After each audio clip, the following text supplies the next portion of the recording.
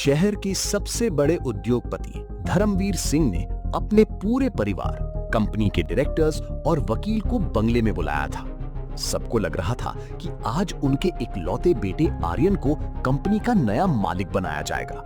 लेकिन अगले ही पल ऐसा हुआ जिसकी किसी ने कल्पना भी नहीं की थी। आज आप सब लोग यहाँ इसलिए इकट्ठा हुए हैं क्योंकि मैं अपनी जिंदगी का सबसे बड़ा फैसला लेने वाला हूँ।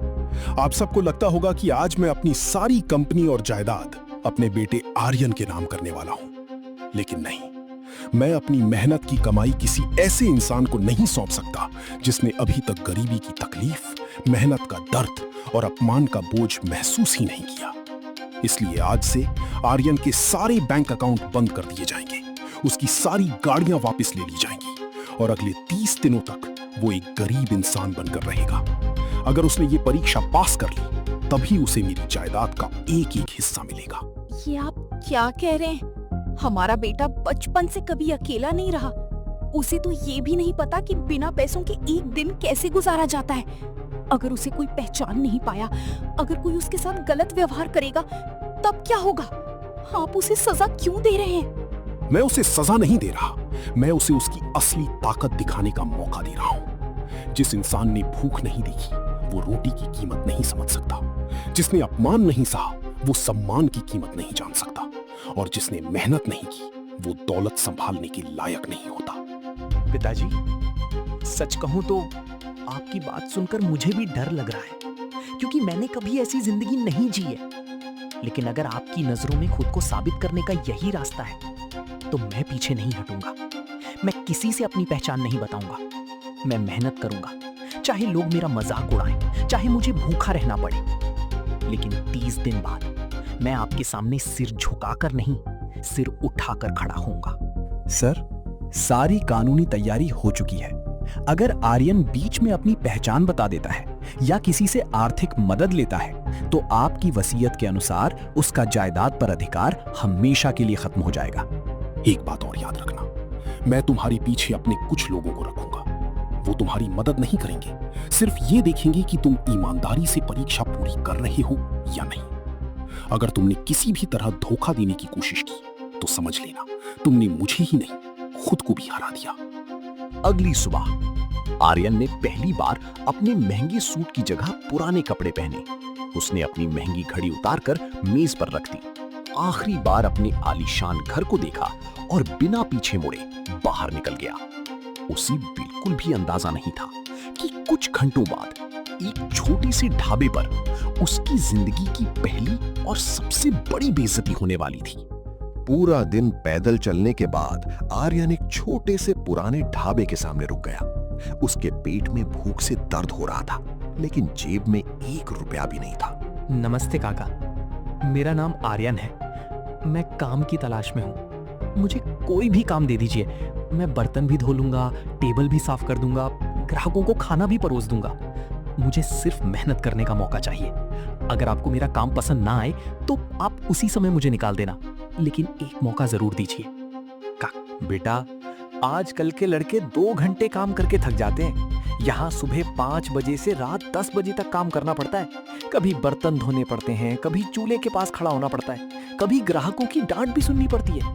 तनख्वाह भी ज्यादा नहीं है। सोच लो, बाद में ये मत कहना कि मैंने पहले नहीं बताया। काका, अभी मुझे पैसे से ज्यादा काम की जरूरत है। मैं यहाँ कमाने नहीं, सीखने आया हूँ। अगर मेहनत करनी पड़े तो करूंगा, अगर डांट सुननी पड़े तो सुनूंगा। बस मुझे खाली हाथ मत लौटाइए।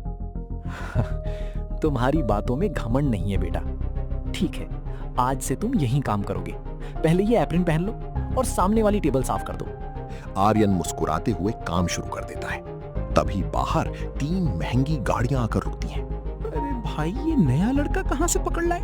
इसे देखकर तो लगता है खुद 2 दिन से भूखा है। ये हमें खाना परोसेगा। पहले इसे ही खाना खिला दो। देख इसके कपड़े, लगता है पहली बार ढाबे में काम कर रहा है। ऐसे लोगों को काम नहीं, भीख मांगनी चाहिए। कम से कम लोगों का समय तो खराब नहीं करेंगे। अरे लड़के, प्लेट ठीक से पकड़ना आता है या वो भी सिखाना पड़ेगा? कहीं ऐसा ना हो कि खाना हमारे ऊपर गिरा दे। साहब, मैं नया जरूर हूँ, लेकिन मेहनत करना जानता हूँ। अगर मुझसे कोई गलती हो जाए तो आप डांट दीजिए, मैं सीख जाऊंगा। लेकिन किसी इंसान को उसके कपड़ों से मत परखिए, क्योंकि अच्छे कपड़े इंसान की पहचान नहीं होते। अरे हमें ज्ञान मत दे, जितना कहा जाए उतना कर। गरीब आदमी को अपनी औकात में रहना चाहिए। साहब, बच्चा नया है, अगर कोई गलती हो गई हो तो मैं माफी मांगता हूँ। आप खाना खाइए, मैं अभी सब ठीक कर देता हूँ। काका, मेरी वजह से आपको शर्मिंदा होना पड़ा। नहीं बेटा, ग्राहक भगवान होते हैं, उनकी बातें दिल पर नहीं लेते। मेहनत करने वाले का समय जरूर बदलता है। आर्यन फिर से काम में लग जाता है, लेकिन उसे पता नहीं होता कि ढाबे के सामने खड़ी एक काली लग्जरी कार के अंदर बैठा एक आदमी उसे लगातार देख रहा है। वो आदमी मोबाइल निकालता है और किसी को फोन मिलाकर कहता है, सर, लगता है हमें आर्यन मिल गया है। वो सचमुच एक छोटे से ढाबे में काम कर रहा है। अब आगे क्या करना है? अगली सुबह आर्यन रोज की तरह सबसे पहले ढाबे पर पहुंच गया। उसने पूरा ढाबा साफ किया, बर्तन जमाए और चूल्हा जलाने में रामू काका की मदद करने लगा। बेटा आर्यन, मैंने जिंदगी में बहुत लड़के देखे हैं। 2 दिन काम करते हैं, तीसरे दिन भाग जाते हैं, लेकिन तुम में कुछ अलग बात है। कल जिन लोगों ने तुम्हारा मजाक उड़ाया, उनके लिए भी तुम्हारे चेहरे पर गुस्सा नहीं था। आखिर तुम किस मिट्टी के बने हो? काका, अगर हर बात का जवाब गुस्से से दिया जाए तो लड़ाई कभी खत्म नहीं होगी। मैं मानता हूँ कि उनकी बातें बुरी लगी, लेकिन अगर मैं भी वैसा ही बन जाऊं जैसा वो चाहते हैं, तो फिर मेरे और उनमें फर्क ही क्या रहेगा? इंसान की पहचान उसके कपड़ों से नहीं, उसके व्यवहार से होती है। भगवान करे बेटा, दुनिया की सारी दौलत ऐसे ही सोच वाले लोगों के पास जाए। इतने में वही 3 अमीर ग्राहक फिर से ढाबे पर आ जाते हैं। अरे, ये गरीब नौकर अभी तक यहीं है। हमें लगा था कल की डांट के बाद भाग गया होगा। सुन लड़के, पहले हमारी टेबल साफ कर। और हाँ, इस बार खाना गिराया ना तो पूरे ढाबे के सामने ऐसी बेइज्जती करेंगे कि जिंदगी भर याद रखेगा। जी साहब, आपकी टेबल अभी साफ कर देता हूँ। अगर मुझसे कोई गलती हो गई तो मैं माफी भी मांग लूंगा, लेकिन मैं पूरी कोशिश करूंगा कि आपको शिकायत का मौका ना मिले। वाह, बातें तो ऐसे कर रहा है जैसे किसी बड़े घर का लड़का हो। देखो इसके कपड़े और सुनो इसकी भाषा। लगता है किस्मत ने इसे गरीब बना दिया। साहब, वक्त बदलने में देर नहीं लगती, इसलिए मैं किसी के अच्छे समय पर घमंड नहीं करता और बुरे समय पर किसी का मजाक भी नहीं उड़ाता। बहुत जवाब देने लगा है। रामू, अपने नौकर को समझा दे, नहीं तो हम दोबारा इस ढाबे पर नहीं आएंगे। ठीक है साहब, बच्चा आपका अपमान नहीं कर रहा, वो सिर्फ अपनी बात कह रहा है। अगर उससे कोई गलती हुई हो तो मैं हाथ जोड़कर माफी मांगता हूँ। ठीक है, लेकिन आज से ये लड़का सिर्फ हमारी टेबल पर ही काम करेगा। देखते हैं इसकी अकड़ कितने दिन रहती है। आर्यन चुपचाप काम करता रहा। तभी ढाबे के बाहर एक चमचमाती काली कार आकर रुकी। उसमें से एक सूट बूट पहना आदमी उतरा। उसने दूर से ही आर्यन को देखा, लेकिन जानबूझकर उसके पास नहीं गया। यही है आर्यन सर। मालिक ने साफ आदेश दिया है, इनकी मदद बिल्कुल नहीं करनी, सिर्फ नजर रखनी है। अगर इन्होंने एक भी दिन हार मान ली तो परीक्षा यहीं खत्म हो जाएगी। लेकिन सर, कल इनकी बहुत बेइज्जती हुई थी। अगर ये ऐसे ही चलता रहा तो? यही तो परीक्षा है। आर्यन को जरा भी अंदाजा नहीं था कि दूर खड़े ये दोनों आदमी उसी पर नजर रख रहे हैं। और उसी समय ढाबे के सामने एक महंगी विदेशी कार आकर रुकती है। उसमें से उतरने वाला आदमी आर्यन को देखते ही अचानक चौंक जाता है। महंगी विदेशी कार से एक बड़े उद्योगपति विक्रम मेहता उतरते हैं।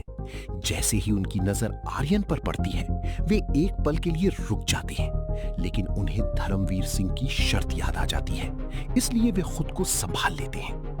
ये सच में आर्यन है, धर्मवीर का बेटा। लेकिन वो यहाँ ढाबे में क्या कर रहा है? मुझे पूरा यकीन है इसके पीछे कोई बड़ी वजह है। नहीं, मैं इसके पास नहीं जाऊंगा। अगर धर्मवीर ने इसे यहाँ भेजा है तो जरूर किसी परीक्षा के लिए भेजा होगा।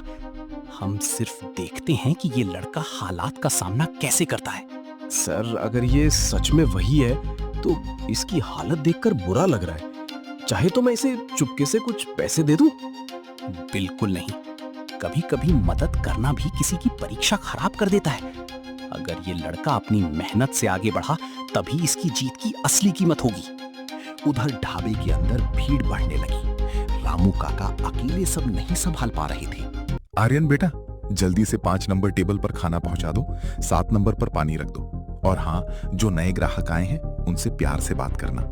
हमारे ढाबे की पहचान सिर्फ खाना नहीं, व्यवहार भी है। जी काका, आप चिंता मत कीजिए। आज एक भी ग्राहक शिकायत नहीं करेगा। मैं पूरी कोशिश करूंगा कि हर आदमी यहाँ से मुस्कुरा कर जाए। आर्यन तेजी से काम करने लगा। तभी एक छोटा बच्चा दौड़ते हुए आया और उसका पैर फिसल गया। आर्यन ने तुरंत बच्चे को पकड़ लिया, लेकिन उसके हाथ की गरम दाल सीधे एक अमीर ग्राहक के महंगे कपड़ों पर गिर गई। अंधा है क्या? पता ये कपड़े कितने महंगे हैं? तेरी पूरी साल की तनख्वाह भी इनकी कीमत नहीं होगी। जैसे गरीब लोग होते हैं वैसे ही उनका काम भी होता है। तुम लोगों को तमीज नाम की कोई चीज नहीं होती। साहब, गलती जानबूझकर नहीं हुई। अगर मैं उस बच्चे को नहीं पकड़ता तो वो सीधे जमीन पर गिर जाता। आपके कपड़े खराब हुए हैं, उसके लिए मैं दिल से माफी मांगता हूँ। जो नुकसान हुआ है मैं अपनी मेहनत से भरने की कोशिश करूंगा। तू भरेगा? तेरी जैसे गरीब की औकात है मेरे कपड़ों की कीमत चुकाने की? अभी पुलिस बुलाता हूँ, ऐसी औकड़ निकालूंगा कि जिंदगी भर याद रखेगा। साहब, इसे छोड़ दीजिए। बच्चा नया है, गलती हो गई। जितना नुकसान हुआ है मैं अपनी जेब से भर दूंगा, लेकिन इसे पुलिस के हवाले मत कीजिए। सजा आप क्यों भुगतेंगे? अगर सजा मिलनी है तो मुझे मिलेगी। आपने मुझ पर भरोसा करके काम दिया है, मैं आपका सिर झुकने नहीं दूंगा। उसी समय भीड़ में खड़ा एक आदमी चुपचाप अपने मोबाइल से पूरी घटना की वीडियो रिकॉर्ड कर रहा था और वो वीडियो कुछ ही घंटों में पूरे शहर में फैलने वाली थी। लेकिन अभी तक किसी को इस बात का जरा भी अंदाजा नहीं था। अब सबसे बड़ा सवाल ये है, क्या वो वीडियो सोशल मीडिया पर वायरल होगा? क्या वो वीडियो आर्यन के पापा तक पहुंचेगा? क्या सबको पता चल जाएगा कि आर्यन किसी गरीब परिवार का नहीं बल्कि एक करोड़पति का बेटा है? और जब सच सबके सामने आएगा, तब जिन लोगों ने आर्यन का अपमान किया था उनका क्या होगा? इन सभी सवालों के जवाब आपको अगले एपिसोड में मिलेंगे। अगर आप अगला एपिसोड मिस नहीं करना चाहते तो अभी हमारे चैनल को सब्सक्राइब करें और बेल आइकन जरूर दबाएं। मिलते हैं अगले एपिसोड में एक और जबरदस्त मोड़ के साथ।